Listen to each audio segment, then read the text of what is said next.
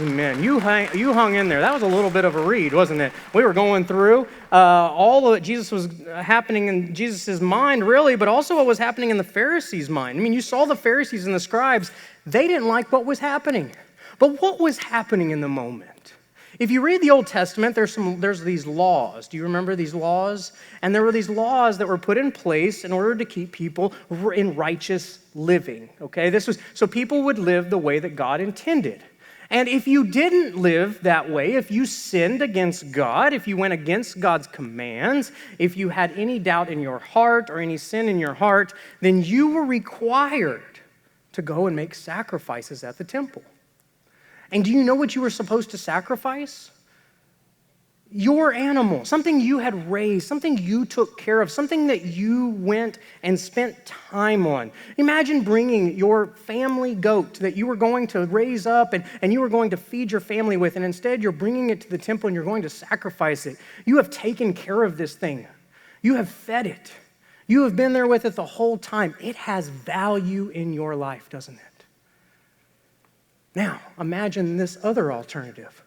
You just show up to the temple, you go over to a vending machine or to a table, you buy something, you take it over and you sacrifice it, like the doves that were for sale. See, all of a sudden, it became this cheap faith where we could go and we could purchase, where we could go and we could buy, we could go and we could just pay for something. Have anybody done that before? Well, I'll just give some money. I don't want to help. I don't want to do anything with my life. I'm busy right now, but I'll give money. See, they were cheapening their faith. They were cheapening their relationship with God. They no longer had any true meaning. These sacrifices meant nothing to them. It was just coming to pay your dues, wasn't it? It's like offering sometimes, right? I got to give my amount, or they're going to get mad at me, or God's going to be upset. Or is it because you feel so called, so led with your life, so convicted by your personal relationship with God, not my relationship, not someone else's, but by your personal relationship with God, that you couldn't help but give to Jesus? Is the offering that God asks of you too much because you are so concerned about where it's going to go that you cannot sacrifice something for the one who sacrificed their everything for you? You see, all of a sudden, here are these Pharisees, and they have put together this great operation. I mean, you think about the money coming in. I mean, it was good. It was good. People were no longer bringing in animals for the priests. They were bringing in cash, okay? They were bringing money in. I mean, it was good. The priests were looking nice. They had really nice outfits, nice robes. I mean, the moment Jesus came in and started speaking against it, are you kidding me? Whew. Let's kill him now. That's what they said. We need to find out right now how to kill him. And so that's what they do. They start going to find how to kill Jesus. And so let's start with something I think it's important, the fig tree.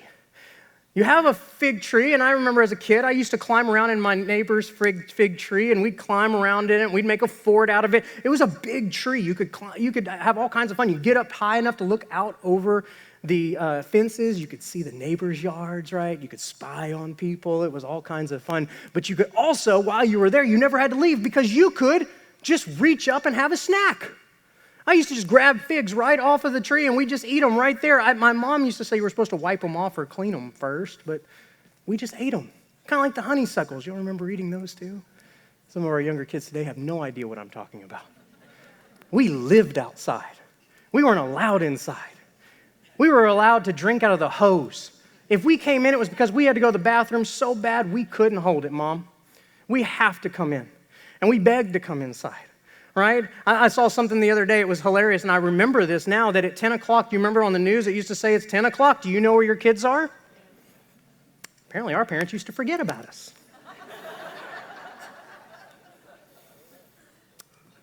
And so, we have a fig tree today. And here's Jesus walking up to the fig tree. He sees it, and he's thinking like me, I'm going to go get me a fig. I'm hungry. He walks up. There are no figs left. They're gone, all of them. And so what does Jesus do? But he curses the tree, and he shows power. This is a powerful thing happening right now. You're talking about control over nature. Remember, we talked about this 2 weeks ago. We talked about the power of Jesus 2 weeks ago.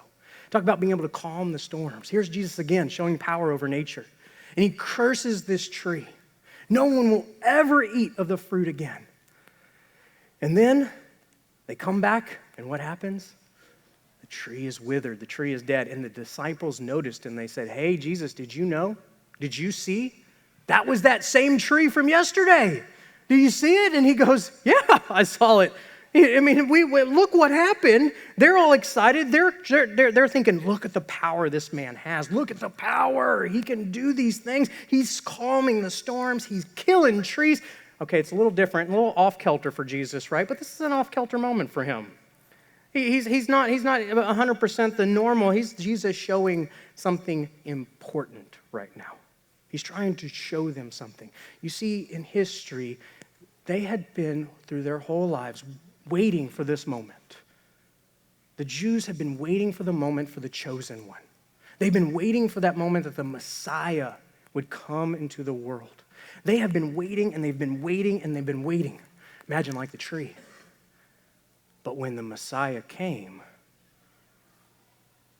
the tree bare no fruit. What tree are we talking about when we talk about the fig tree? Are we talking about our faith? Are we talking about the church? Are we talking about our relationship with Christ? What is the fig tree truly saying? I'd like to tell you a little bit something different that one of my dear friends had talked one time about, and I loved the idea. You see, if you've been to Israel, there's a moment when we take you up on the Mount of Olives, okay? Outside Bethany. If you remember, outside Bethany, Jesus asked for them to go and get a colt. Okay, so we're really close to Bethany, right? So we're outside Bethany, and imagine if you're right there on the Mount of Olives, and we look out to the south. And right there on the south, there's this gigantic, looks like a military wall going across. And that's the border between the Palestinian territory and Israel. It's Bethlehem. Yeah, Bethlehem is behind a gigantic wall. It looks like a prison. And behind that, you can see it. Behind that, there is a mountain with a flat top. See, if Jesus was sitting there and he was looking at the fig tree, there's a good possibility that behind the fig tree was this mountain called the Herodian. And what the Herodian was is King Herod decided that he wanted to be very important. So you know what he did? He had the people build a mountain for him. Well, you see how we got to a mountain in a minute ago? Or built a mountain for him called the Herodian. And inside the mountain was his fortress. I've taken a group there one time. And they got up to the top, they looked down, and they go, there's nothing here to see. And I said, I know, right? Because it's withered and died. You see, what if he was talking about this thing that the chief priest and Herod had built up? This thing, this cheap faith, this faith that really wasn't worshiping God, but this faith that was worshiping the Pharisees, this faith that was worshiping the religion, this faith that was, dare I say, worshiping the denomination. Right? What if all of a sudden we were worshiping, right, something outside of God? We were worshiping the institution. And here is the institution being built. And what does Jesus say right after he talks about a fig tree withering?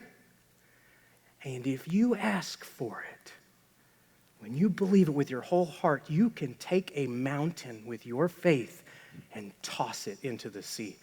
Now, imagine the power if you are looking at the Herodian. Imagine the message that could be said by Jesus if we imagined the faith of the people rising up over these Jewish leaders that have taken hold of them, and they, with their faith, take this Herodian, metaphorically, and toss it into the sea, getting rid of what is happening to their belief, what is happening to the belief in God. The world is taking over. The world is telling them what to believe. The world is controlling them, and they're controlling them in a way that they made it so easy. When we cheapen our faith, when we cheapen our beliefs, it becomes easier, doesn't it? Goodness gracious, it's so easy just to be nice to everybody. Is it? No. I'll say it one more time. People who drive in Katy, Texas. I'm surprised there's not more churches. I mean, it is a scary place to be, right?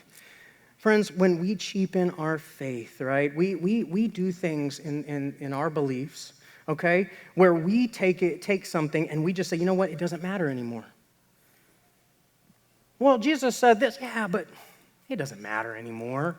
Well, Jesus said, don't go and sin no more, but did he mean it? You know, as long as you're loving, as long as you're kind, as long as you love God, everything's okay, everything's fine. It doesn't matter what this says. See, what many of us don't realize is there were a lot of things the chief priests were not doing either that were within the law. They were covering up their own sins. They were covering up a lot of their own shortfallings. And so the fig tree became so much more. The fig tree showing the power, showing that this temple before them, it is not truly what all of this is about. You see, the replacement for the temple's here. The replacement's here, and you're looking at him right now, and you don't even know it. And so the power, right? The fig tree withers. What kind of power is Jesus showing us in this moment? What kind of power is God showing us? God is showing us, this is my son, right? We see in the transfiguration of Jesus, this is my son in which I am well pleased. This is Jesus. And Jesus even says, you tear down this temple, I'll build it back in 3 days. Friends, the true power of God was happening right there in front of them, and they did not even see it. And so I want you to hear this. This is from John chapter 2. So we're going to use all 4 Gospels today. How amazing is this? John chapter 2, 18 through 22. And it says, the Jews then said to him, what sign can you show us for doing this? And Jesus answered them, destroy this temple. Oh, he just upset the whole room, didn't he? Destroy this temple, and in 3 days I will raise it up. And the Jews said, this temple has been under construction for 46 years. And will you raise it up in 3 days? But he was speaking of the temple of his body. After he was raised from the dead, his disciples remembered that he had said this, and they believed the scripture and the word that Jesus had spoken. You see, the true power that Jesus was trying to show them is that God, the Savior, the Messiah, was already here. And the people he came to save, the system that he came to save, did not accept him and did not want him. They were missing out on the promise. You see, they always saw the promise as this temple, all right? And this big temple with this Holy of Holies that God would always dwell with them. In fact, if you have a chance to go to Jerusalem, maybe you're going May 24th of 2024 with our church. But if you had a chance to go to Jerusalem, all right, you will have a chance to see where the Temple Mount is and where the temple used to be. It's gone. It's gone. The Romans tore it down. It's gone. All right, almost 2,000 years ago. It's been gone a while. And so it is this big temple that used to be there and the Holy of Holies in the middle. And so what they believe is that when this thing was destroyed, God moved into the closest thing that was there. I don't know if I feel that God's, I'm not trying to diminish anybody's faith, but I don't know if God is secluded to one area, but moved into the wall. And so now today we call it over here in the Western Hemisphere the Wailing Wall, don't we? But over there they call it something very special. It's very, very, the Western Wall, because it's the west wall of the Temple Mount. Yeah, so the Western Wall. And so you can go to the Western Wall and you can walk through the tunnels and there's a spot where you go through and it's all women. Which is interesting because most of those places are segregated between men and women. They're not together. So this place where we walk through is all women and they're wailing, they're crying, they're bawling on the ground. And the first time you go in, you just can't help. You got to turn to the guide and you go, what is going on? And he whispers in your ear with the little whispers we have if you go. It's a great time. They're praying to become pregnant. And they're crying with their whole heart for God to bless them with a child. And so they went to the center of the wall that was closest to where the temple was, to be closest to God. See, they wanted to be as close to God as possible so they could bring a new child into this world. They believed that they were the closest they could possibly be in this world to God. But we understand that's not true, right? We understand that God is in our hearts, right? The temple of God is moving in us.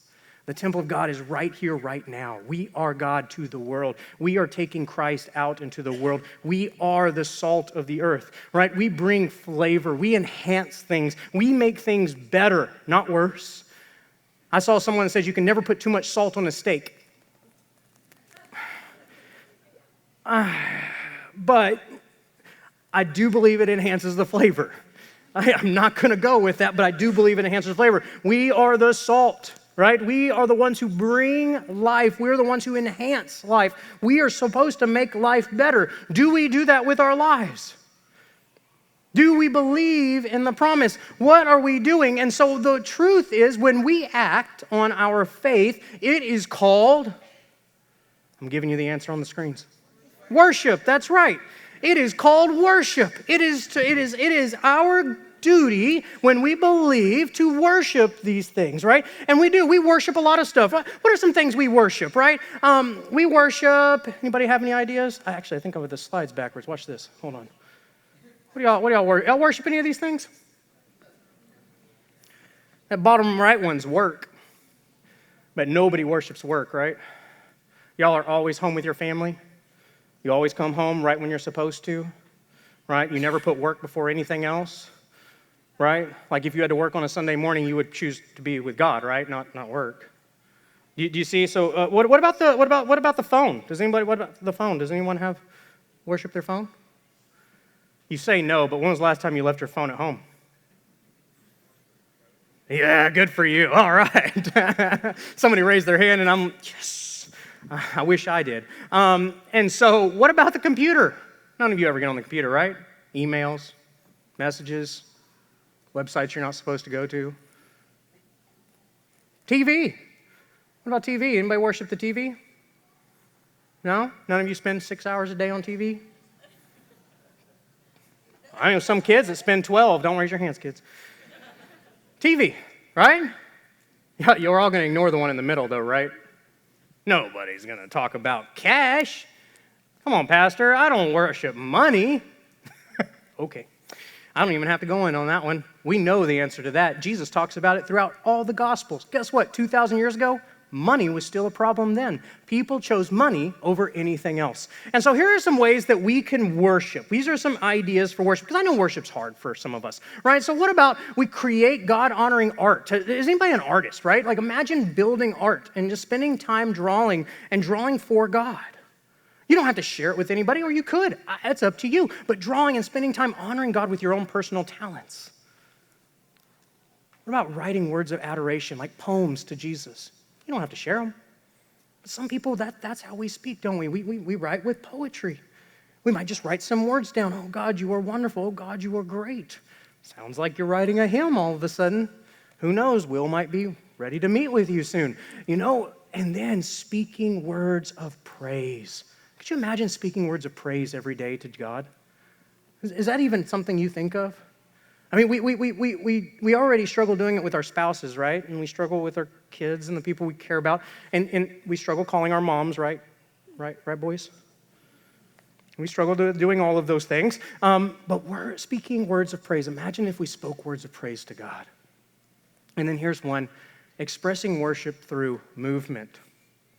Imagine worshiping God, even in corporate worship, and raising your hands. I know, you're like, Pastor, we don't raise our hands in church. Well, the psalmists raised their hands when they worshiped. The Old Testament raised their hands when they worshiped. The New Testament raised their hands when they worshiped. 2023 must just be different outside of the rest of worship. You see, you could, I'm not saying you have to, could raise your hands. I think what happens is so often we get so stuck on the people around us, don't we? We're so worried about what everyone else thinks. That's my personality trait. I despise it. It's my worst. It's the worst thing I do. Every single day I wake up and I try to figure out how I'm going to make everybody happy. It's the worst life, I'm telling you. It is. And you live your whole life trying to make everybody happy all the time. And when you don't, you just feel like you've just let the whole world down. Just one person, you let the whole world down. And all day you spend trying to make everybody happy. What if we spent all day trying to just please God? What if we just spent all day trying to please God? Because pleasing God would also be loving your wife or your husband. Pleasing God would be loving your children. Pleasing God would be loving your family and your friends. Pleasing God would be serving the community around you. Pleasing God would be worshiping God with your whole self, even in movement maybe.